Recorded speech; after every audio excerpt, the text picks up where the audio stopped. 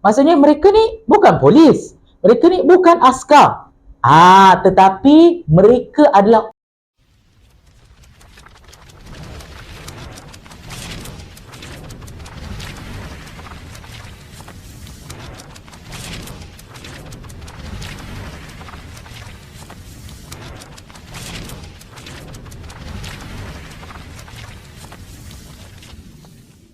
Hai, Assalamualaikum. Anda bersama dengan saya lagi, Sir Histrozi. Let Histrozi teach you history. Jadi untuk video kali ini, kita berada pada bab yang ke-6 tingkatan 4, ancaman komunis dan pengisytiharan darurat.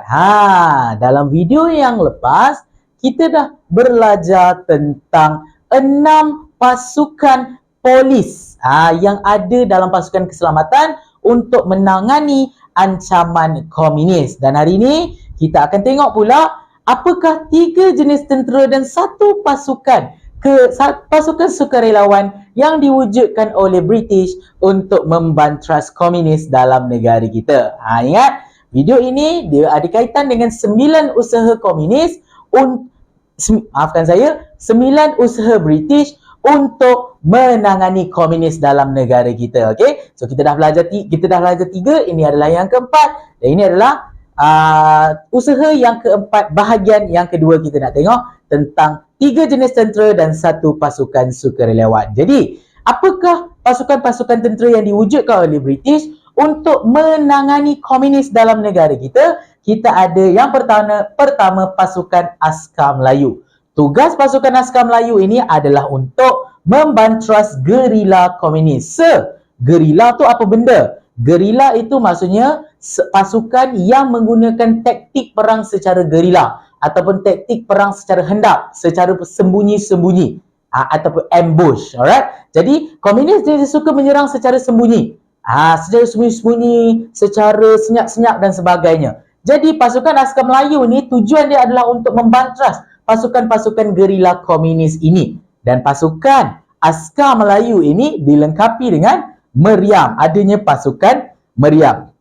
Disebabkan kejayaan pasukan Askar Melayu ini, regimen. Apa maksud regimen? Regimen maksudnya pasukan.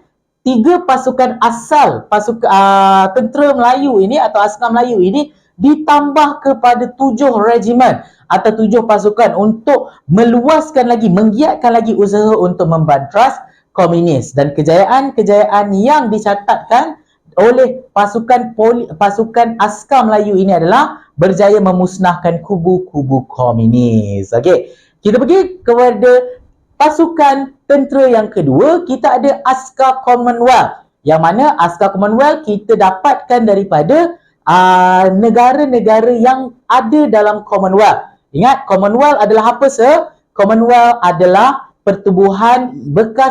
adalah sebuah pertubuhan yang disertai oleh bekas-bekas tanah-tanah jajahan British.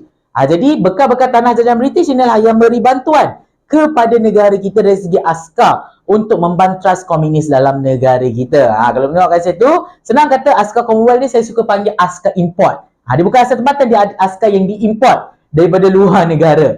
Contoh-contoh negara yang memberikan bantuan askar dalam negara kita, kita dapat 25,000 askar daripada Britain, 10,000 askar daripada Gurkha, 1 batalion. Batalion ni 1 pasukan. 1 batalion askar daripada Afrika dan juga 1 batalion regimen daripada negara Fiji untuk membantu membantras komunis dalam negara kita. Kita bergerak kepada pasukan askar yang ketiga, iaitu Sarawak Rangers.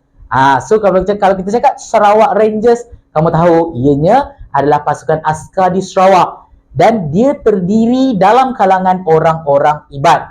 Apa tugas Sarawak Rangers ni? Adalah untuk menjejak persembunyian komunis di dalam hutan di Sarawak. Kenapa kita ambil orang Iban? Sebab orang Iban lah yang mahir dalam selok-belok hutan.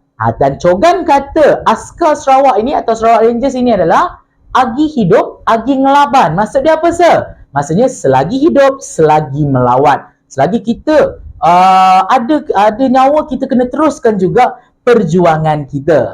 Dan kejayaan Sarawak Rangers ini adalah dalam memusnahkan kem dan juga markas komunis. Dapat dekat situ. Jadi ini adalah Sarawak Rangers. Sekarang kita bergerak pula kepada pasukan sukarela. Sukarelawan. Maksudnya mereka ni bukan polis. Mereka ni bukan askar. Tetapi mereka adalah orang awam. Orang awam yang digalakkan untuk menjadi sukarelawan. Atau senang kata rela lah. Dan pasukan sukarelawan ini kita panggil sebagai home guard. Dan mereka inilah yang menjadi pengawal-pengawal di kampung-kampung masing-masing.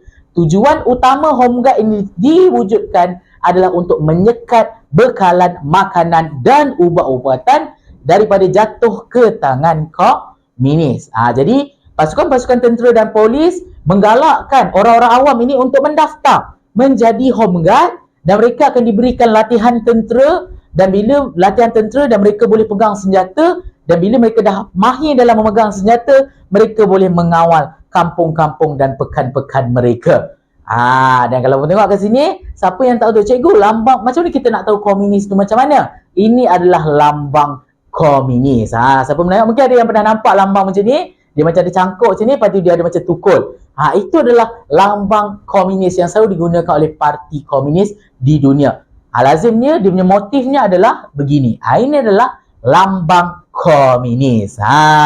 Sekarang kamu dah tahu dah, apakah 3 jenis pasukan tentera yang ada dan 1 jenis sukarelawan yang kita ada. Ingat, ini adalah bahagian pasukan keselamatan. Kita masih ada lagi bahagian yang seterusnya. Jadi kalau kamu nak tahu apa lagi usaha-usaha yang dilakukan oleh British untuk membantras komunis dalam negara kita, korang boleh komen di ruangan komen. Dan siapa yang belum follow lagi, boleh follow social media saya yang lain seperti Instagram dan juga TikTok. Dan saya rasa sampai di sini saja video saya pada kali ini. Kita jumpa lagi dalam video yang akan datang.